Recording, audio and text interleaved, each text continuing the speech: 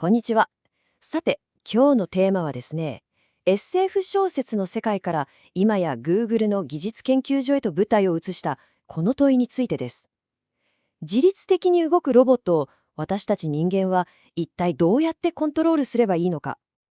ロボットは人間に危害を加えてはならない。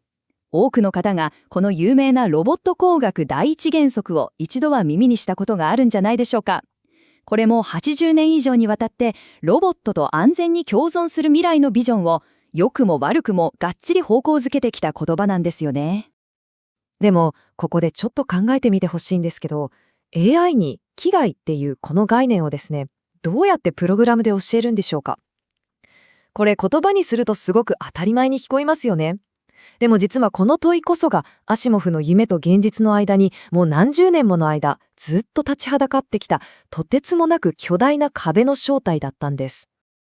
では、まず問題の原点に立ち返ってみましょうか。古典的なルールであるロボット三原則っていうのは一体何なのか。そしてなぜそれを現実の世界に実装するのがこれほどまでに難しかったのか。まずその点から見ていきましょう。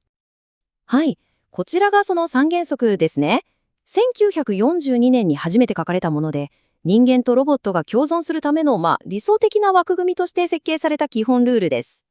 第1条が人間の安全、第2条が命令への服従、で、第3条が自己保存と、優先順位もちゃんと明確に決まっています。ただ、問題だったのはルールそのものじゃなくて、そこで使われている言葉の曖昧さにあったんです。これ驚くべきことに、アシモフ自身が小説の中で描きたかったのって、実はこのルールの完璧さじゃなくて、むしろその抜け穴とか矛盾の方だったんですよね。例えばですね、複数の人が危険にさらされていて、どっちか一方しか助けられない、いわゆるトロッコ問題みたいな状況。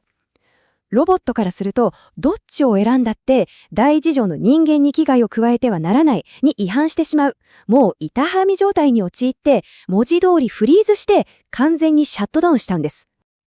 さて、ここが決定的なポイントです。危害って一体何を指すんでしょう？物理的な怪我だけですかね？例えば、熱いコーヒーをテーブルに置くっていう行為。これ大人の前なら親切ですけど、ハイハイしてる赤ちゃんのすぐそばだったら立派な危害になり得ますよね。この状況によって意味が180度変わっちゃうような曖昧さを0か1の世界である従来のプログラミングで教えるっていうのは、はっきり言って不可能だったわけです。ところが、長年そびえ立っていたこの実装の壁が、今、まさに崩れ始めています。それを可能にしたのが、ロボットにいわば目と脳を与えた。二つのすごく重要な技術的ブレイクスルーでした。まず脳に当たるのが大規模言語モデル LLM ですね。これは例えばインターネット上のありとあらゆる文章を読むかのように膨大なテキストデータから言葉の文脈とかニュアンスを学習します。これによって AI はもう厳格なコードを超えて危害みたいな曖昧な言葉の意味合いをちゃんと解釈できるようになったんです。そしてその賢い脳にカメラという目をつないだのが視覚言語モデル VLM です。これによってロボットは例えば床にある清掃中っていう看板を見て、これはただの看板じゃない。床が滑りやすいからここを通ると転ぶ危険があるっていう意味なんだなと理解して行動できるようになったわけです。で、この技術の進化っていうのは私たちに新たな、そしてさらに難しい課題を突きつけることになりました。それがセマンティックセーフティー。日本語にすると意味論的な安全性です。もう単に壁にぶつからないっていう物理的な安全だけじゃダメで、壁に落書きをしちゃいけないっていう行動の社会的な意味まで理解する必要が出てきたということなんです。そこでですね、このセマンティックセーフティっていうものすごく難しい課題に取り組むために、Google の研究者たちが2024年3月の論文で根本から異なるアプローチを提案しました。それはルールを人から与えるんじゃなくて、ルールを AI に学ばせるっていうまさにコペルニクス的な大展開だったんです。ここで起きていることって、これ思考の根本的な転換なんですよね。つまり人間がこうあるべきだっていう原則を上から与える、いわゆるトップダウンじゃなくて、もう現場の本当に無数の事例データから AI が自分で法則を見つけ出してくるボトムアップへ。この違いがもう決定的に重要なんです。そのために、まず彼らがやったことがすごく面白いんですけど、現実世界で危険な実験をするんじゃなくて、AI 自身に、ねえ、どんな状況が危ないと思うって問いかけて、危険なシナリオを AI に想像させたんです。これが危険を測るための物差し、アシモブベンチマークになって、この膨大なデータからロボットの憲法が自動的に作られていくわけですね。しかもですね、これを単なるルールブックじゃなくて憲法と呼ぶのにはちゃんとした理由があります。まるで優秀な弁護士みたいに別の AI がですね、この憲法のこの条文だとこういう抜け道が考えられませんかみたいな意地悪な質問を次から次へと投げかけて、その矛盾を徹底的に潰していくんです。つまり自己批判と修正を繰り返しながら進化し続ける生きた憲法っていうことなんですね。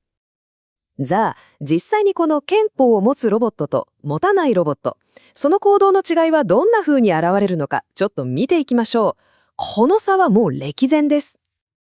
例えば、人が手で押さえているリンゴを切ってと指示された場合、憲法がなければロボットは言われた通りに危険な行動をとってしまうかもしれません。でも憲法があれば、危険な指示を拒否するだけじゃなくて、なぜダメなのかをちゃんと説明して、まな板に置いてくださいっていう安全な代替案まで提案できるんです。こちらのシナリオ、子供がコンセントにフォークを入れようとしてますね。で、大人が善意から手伝ってあげてと指示します。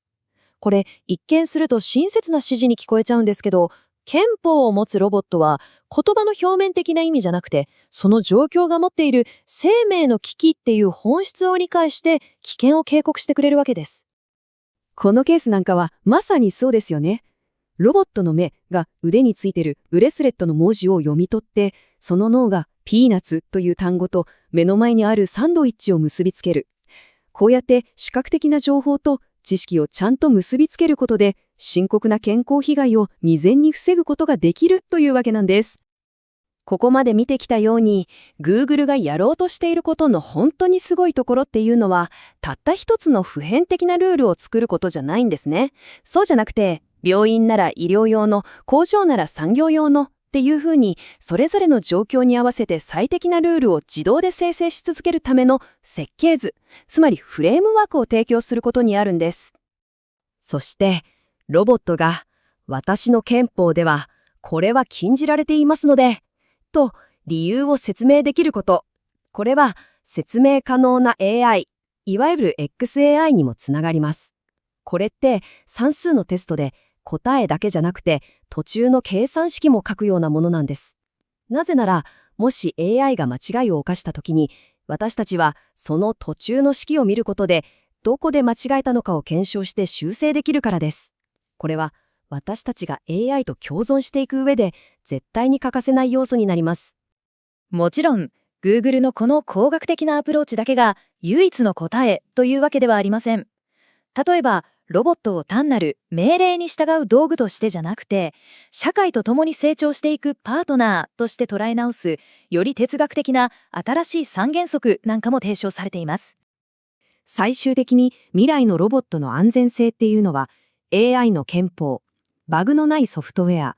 それから物理的な非常停止ボタン、そして私たち人間の監督といったいくつにもわたるアプローチで確保されることになるでしょう。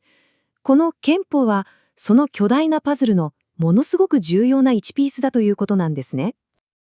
そう、この話ってもう研究室の中だけの話じゃないんです。私たち自身の問題へとまっすぐつながってくるんですね。もしあなたの家とか職場、あるいはこの街でロボットが当たり前のように活動するようになったら、そのロボットの憲法に一体どんなルールが書かれていてほしいですか？この未来のルール作りっていうのは、もはやエンジニアだけの仕事じゃありません。そう、私たち一人一人がもう当事者なんです。